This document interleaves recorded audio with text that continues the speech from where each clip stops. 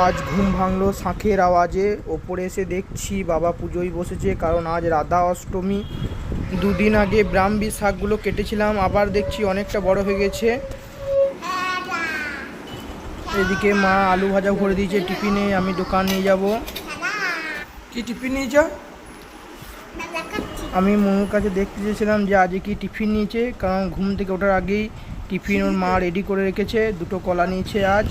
সবরি এখন খাচ্ছে ছানা দিয়ে মুড়ি। এইদিকে ঠাকুর ভোগের জন্য তালে লুচি হয়েছে। মনু ওপর থেকে ঠাকুরের প্রসাদ এনেছে। দেখুন, আমার মেয়ের নাচের প্রোগ্রাম আছে কিছুদিন পর, তাই সবরি আর আমি এই ড্রেসটা আমার দোকান থেকে চয়েস করে নিলাম।